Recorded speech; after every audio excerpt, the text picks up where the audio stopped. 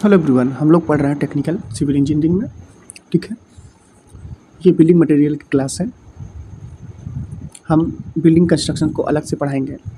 जब पढ़ाएंगे तो उसमें लिखेंगे बिल्डिंग कंस्ट्रक्शन।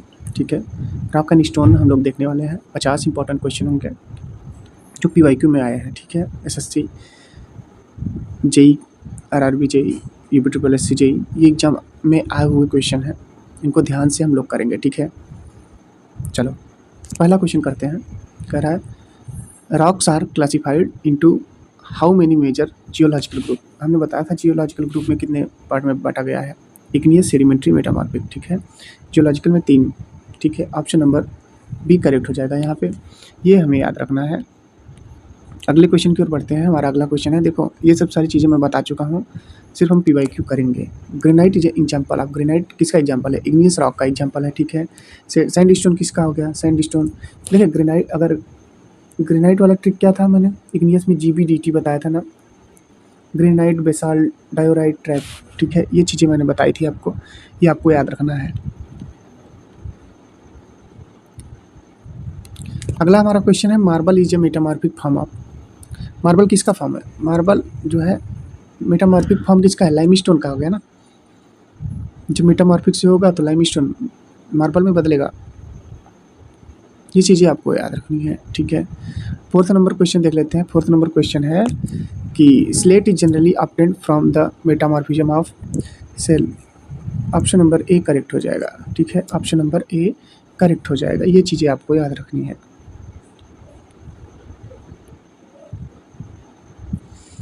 अगला क्वेश्चन है, sandstone is classified as igneous rock, sedimentary rock, metamorphic, volcanic.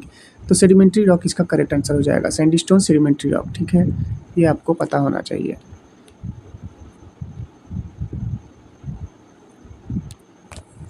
Which of the following is an intrinsic igneous rock? Basalt, granite, pumice, tough.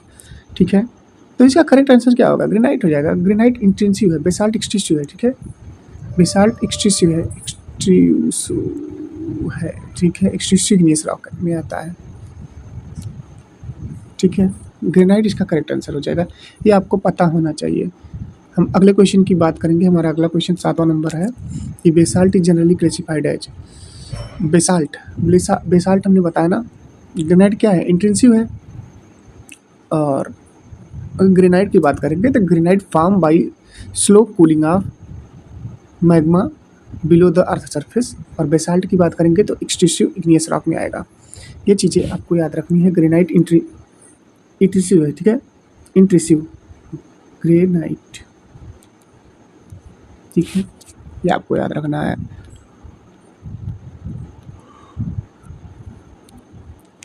अगला question है, which rock is generally considered suitable for the road construction and railway ballast. कौन सी rock जो है suitable होती है road construction और railway ballast के लिए?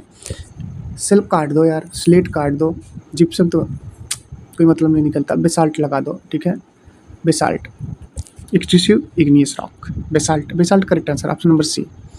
ठीक है, basalt is hard, dense, durable, making it suitable for road metal and railway ballast. 9 number question है, the process by which sedimentary rocks are formed from deposited sediments mainly involves. कह रहा है the process by which sedimentary rocks are formed from deposited sediments mainly involves melting, cooling, compaction, crystallisation. तो ये हो जाएगा compaction and sedimentation. ठीक है, cementation, not sedimentation. ठीक है, कंपैक्शन एंड सीमेंटेशन। जब बात की जाएगी सेडिमेंट्री रॉक की तो कंपैक्शन एंड सीमेंटेशन, ये आपको लगा देना है, याद ही करना पड़ेगा ये, और कोई चारा ही नहीं है तुम्हें। चलो 10 नंबर क्वेश्चन है, which of the following is non foliated metamorphic rock. सब चीज़ मैं बता चुका हूँ, फोलिएटेड क्या होता है, स्ट्रेटिफाइड क्या होता है, स्ट्रेटिफाइड क्या होता है। ठीक है, सीधा सीधा आंसर मारना है। नॉन फोलिएटेड मेटामॉर्फिक रॉक की बात करेंगे, मेटामॉर्फिक जब आ गया तो मार्बल मार देना है, आपको सोचना नहीं है। ठीक है, limestone, marble. Marble generally has a non foliated structure. Next question है, the property of a stone that enable it to resist wear due to rubbing is called. ठीक है, the property of a stone that enable to resist wear due to rubbing is called. तो ये हो जाएगा आपका hardness. ठीक है, option number B correct हो जाएगा। ऑप्शन नंबर बी करेक्ट हो जाएगा। ये चीज़ें आपको याद रखनी है। अगला क्वेश्चन है the resistance of stone to impact और shock is known as hardness, toughness, porosity, specific gravity. तो राइट आंसर क्या हो जाएगा? Toughness. Option number B correct हो जाएगा। ठीक है, ऑप्शन नंबर बी आपका राइट आंसर हो जाएगा। अगला क्वेश्चन है the resistance of a building stone to weathering action is called durability. ठीक है, ऑप्शन नंबर ए आपका राइट आंसर हो जाएगा। मतलब समझ ही रहे होंगे, सारे क्वेश्चन मैं करा चुका हूँ दोस्त। A good building stone should generally have, एक अच्छे बिल्डिंग स्टोन की क्या होनी चाहिए? उसकी हाई पोरोसिटी नहीं है यार, पोरोसिटी क्यों होगा? लो स्ट्रेंथ हो जाएगी, ताकत ही नहीं रहेगी तो गुड बिल्डिंग स्टोन कैसे होगा? हाई वाटर एब्जॉर्प्शन, वाटर पानी सोखेगा 5% से ज़्यादा तो बेकार ही है। तो हाई ड्यूरेबिलिटी कर सकते हो, उच्च स्थायित्व। ठीक है, हाई ड्यूरेबिलिटी, ऑप्शन नंबर सी।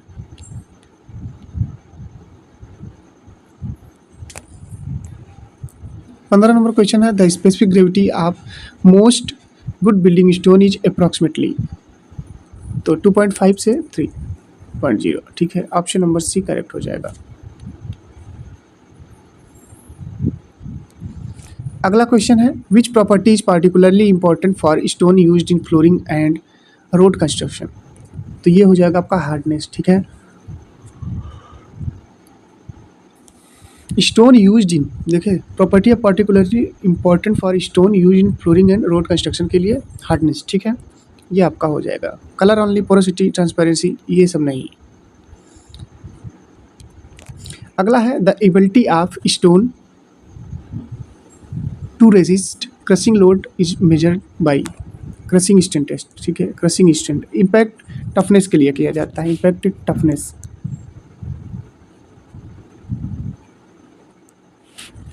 ये आपको पता होगा। अगला क्वेश्चन है the test use to determine the resistance of stone to wear is abrasion test. यार सबसे अच्छा टेस्ट है, एसिड टेस्ट तो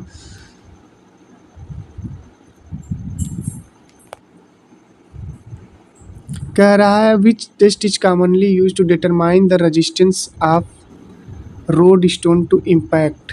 इम्पैक्ट टेस्ट टफनेस के लिए किया जाता है। ठीक है, ये आपको पता होगा, याद भी कर लीजिएगा। कह रहा है a good building stone should have water absorption generally, water absorption only क्या आ जाएगा? तो ये लो हो जाएगा भाई, पानी कहाँ सोखेगा? अच्छा बिल्डिंग स्टोन होगा तो वो पानी कम सोखता है ना यार, यही तो आपको लिखना है।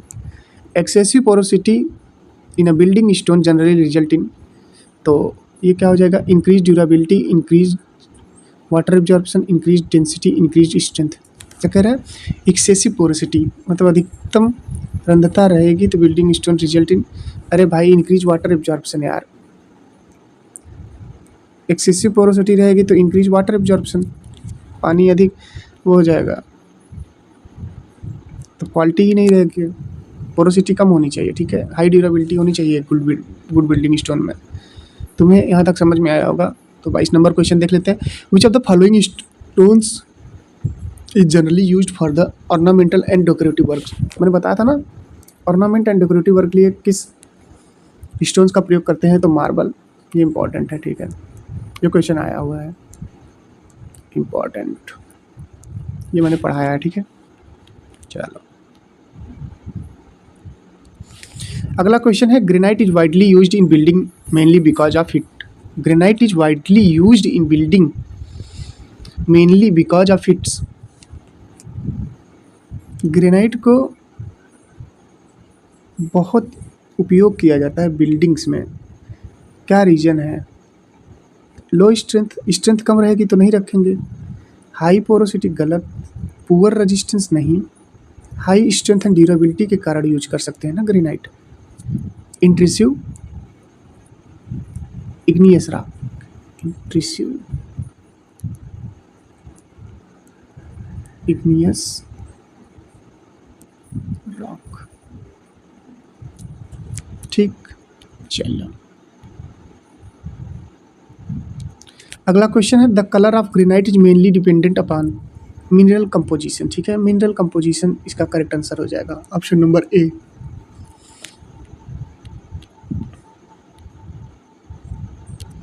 अगला क्वेश्चन है which of the following stone is comparatively easy to dress.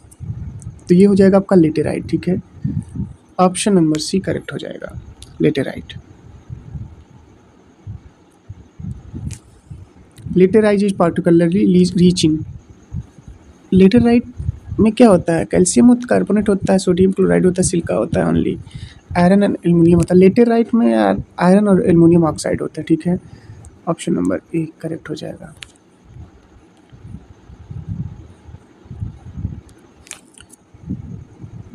कह रहा which stone is commonly used for roofing slates. तो ये हो जाएगा slate.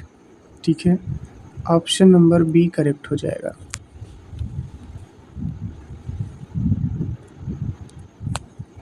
Slate possesses good cleavage, plasticity, porosity, solubility. तो क्या हो जाएगा ये आपका क्लीवेज हो जाएगा। ठीक है, slate possesses good cleavage.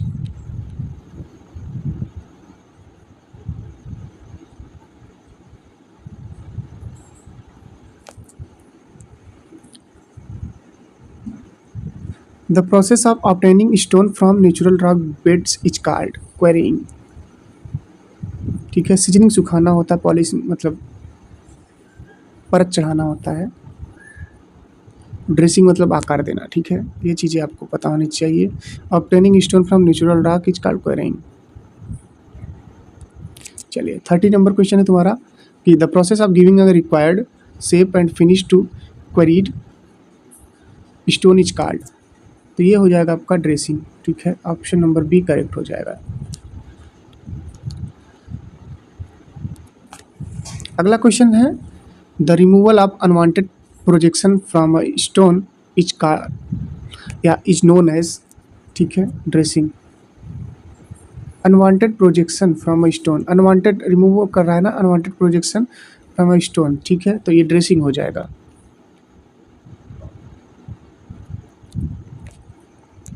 Which method is generally use for obtaining stone from hard rock masses. ठीक है, ब्लास्टिंग, सेडिमेंटेशन, फिल्ट्रेशन, इवेपोरेशन। तो ब्लास्टिंग हो जाएगा यार। हार्ड रॉक मसेसेस में कैसे यूज करेंगे, ब्लास्टिंग से करेंगे और क्या। 33 नंबर तुम्हारा क्वेश्चन है कि a stone having a smooth and even surface after finishing is said to be dressed.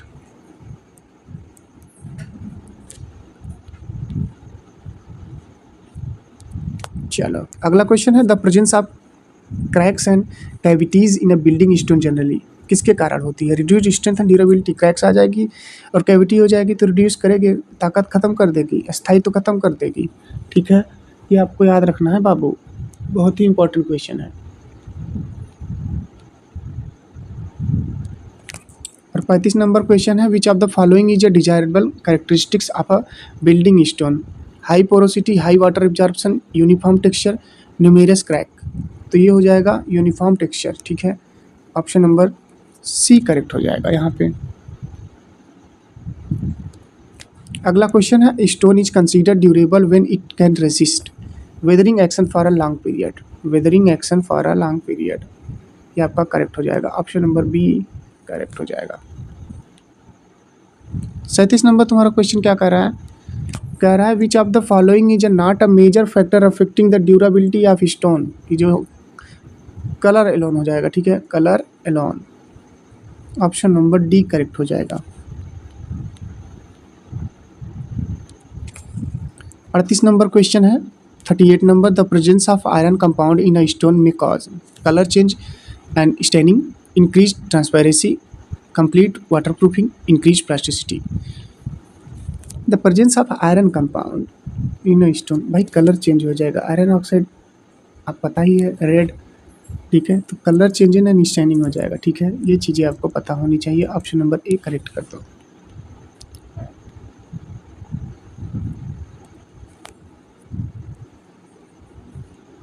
39 number question है, which stone is commonly used as a source material for lime production. तो limestone correct हो जाएगा, ठीक है, lime stone correct हो जाएगा। देख भाई, एक क्वेश्चन आ रहा है 40 नंबर तेरा कि लाइम स्टोन मेनली कंसिस्ट, आप कितनी बार बता चुका, कैल्शियम कार्बोनेट, कहीं भी दिखे लाइम स्टोन कैल्शियम कार्बोनेट मार देना, ठीक है, कैल्शियम कार्बोनेट मार देना, CaCO3।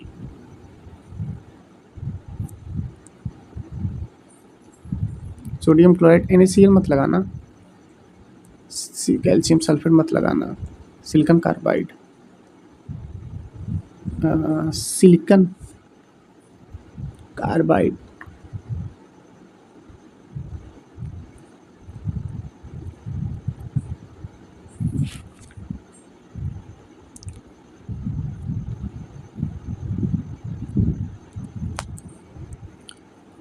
इकतालीस नंबर तुम्हारा क्वेश्चन है कि which of the following stone is generally unsuitable for heavy structural construction because of its comparatively poor durability. Granite, basalt, less quartzite. सेल हो जाएगा इसका। Unsuitable for heavy structural construction, heavy structural construction में क्यों नहीं use करता, क्योंकि it's comparatively poor durability, इसकी जो ड्यूरेबिलिटी है, अस्थायित्व है, ताकत है, वो पुअर होती है। तो सेल में होगी यार, ग्रेनाइट तो अच्छी होती है, अनस्ट्रेटिफाइड होती है, इंटेंसिव होती है, ठीक है। Quartzite is a metamorphic rock derived mainly from, तो ये सैंडस्टोन से होता है, ठीक है। लाइमस्टोन से मार्बल हो जाएगा, सेल स्लेट हो जाएगा। ये चीज़ें आपको पता होनी चाहिए। 43 नंबर तुम्हारा क्वेश्चन क्या कर रहा है, कह रहा है which metamorphic rock is form from granite under metamorphic condition, gneiss, marble, slate, quartzite. Gneiss हो जाएगा इसका correct answer, option number A आपका राइट कर दो यहाँ पे। चलो 44 नंबर क्वेश्चन हम देखते हैं क्या कर रहा है। 44 नंबर क्वेश्चन कर रहा है which of the following pairs is correctly matched, limestone marble, sandstone slate, slate marble, granite quartz. अरे यार लाइमस्टोन मारो ना, करेक्ट पूछ रहा है ना, लाइमस्टोन मार्बल मार दो। 45 नंबर क्वेश्चन है which rock is generally characterized by visual layer और बेडिंग, ठीक है, तो ये हो जाएगा सेडिमेंट्री रॉक।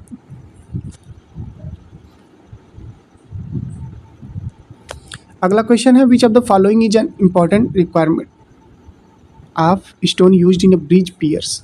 पियर्स आप लोग जानते ही होंगे ना, आउटर वाले जो होते हैं। स्टोन्स में खास बात ये याद रख लेना, हाई वाटर एब्जॉर्प्शन कभी नहीं होता, लो हार्डनेस नहीं होता, हाई पोरोसिटी नहीं होती, हाई ड्यूरेबिलिटी एंड स्ट्रेंथ होता है, ठीक है। ऑप्शन नंबर बी करेक्ट हो जाएगा।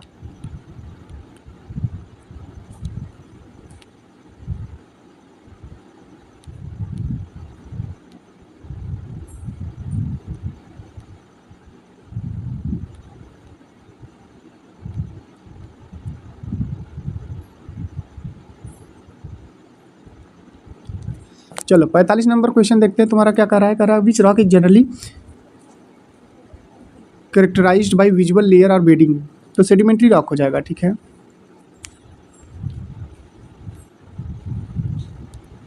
अगला है which of the following is an important requirement of stone use in bridge piers, ठीक है।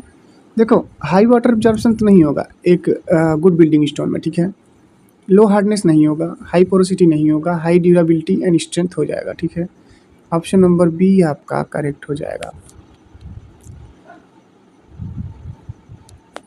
अगला क्वेश्चन है the resistance of a stone is disintegration due to atmospheric agencies is primarily related to it durability, colour, shape, texture only. Colour हटा दो, shape हटा दो, texture only हटा दो, ड्यूरेबिलिटी, ठीक है। स्टोन्स में ड्यूरेबिलिटी इंपॉर्टेंट होती है, लो पोरोसिटी ये भी इंपॉर्टेंट होती है, लो वाटर एब्जॉर्प्शन ये भी सही है। 48 नंबर क्वेश्चन कह रहा है which of the following stone is commonly use for making high quality decorative slabs. Marble, decorative की बात चलेगी तो सीधा लगा देना है आपको, क्या मार्बल, यानी कैल्शियम कार्बोनेट को ही कहा जाता है मार्बल कहा जाता है, ठीक है, ये आपको याद होगा। अगला क्वेश्चन है हमारा, क्वेश्चन कह रहा है for a stone used in a heavily trafficked floor which combination of property is most desirable, high porosity, low hardness. अरे हटा यार ये गलत है, ठीक है। हाई वाटर एब्जॉर्प्शन, हमने कितनी बार कहा कि स्टोन में हाई वाटर एब्जॉर्प्शन नहीं होगा, लो स्ट्रेंथ नहीं होगा, वो तो ख़राब हो जाएगा। लो ड्यूरेबिलिटी नहीं होगी, हाई पोरोसिटी नहीं होगी, लो हार्डनेस नहीं होगा। उसमें क्या होगा, high hardness and good abrasion resistance, ठीक है, सहन करने की क्षमता अधिक होगी, ठीक है। ये चीज़ें आपको याद होनी चाहिए। और लास्ट क्वेश्चन तुम्हारा क्या कह रहा है 50 number, which one of the following is the correct sequence of metamorphism, ठीक है। लाइमस्टोन, मार्बल, सैंडस्टोन, स्लेट, अरे यार हटाओ इसको, सेल मार्बल और नहीं होगा, स्लेट हो जाएगा, ग्रेनाइट हटा दो, ये लाइमस्टोन मार्बल के साथ लगाओ बस। तो ये 50 इंपॉर्टेंट क्वेश्चन हो गए। आई होप आपको मज़ा आया होगा, बहुत सारी चीज़ें हमें सीखने को मिली। 50 इंपॉर्टेंट क्वेश्चन के बाद एक लेक्चर और देखेंगे, थोड़े से लेवल को अप करेंगे। ये जेई के क्वेश्चन है, लेकिन अब हम करेंगे जो आने वाले हैं, ठीक है। ये भी आए हुए हैं, लेकिन जो अच्छे प्रश्न बन रहे हैं थोड़ा सा लेवल अप करेंगे, एडवांस लेवल के करेंगे। एक लेक्चर और करेंगे, ये 5वां लेक्चर है, 6वां लेक्चर और करेंगे। मैंने बोला था बहुत सारी क्वेश्चन कराएंगे, एक एक टॉपिक को बार बार पढ़ाएंगे ताकि आपका रिवीजन हो जाए, ठीक है। तो आज के लिए बस इतना ही। अपना ख्याल रखना, अपने परिवार वालों का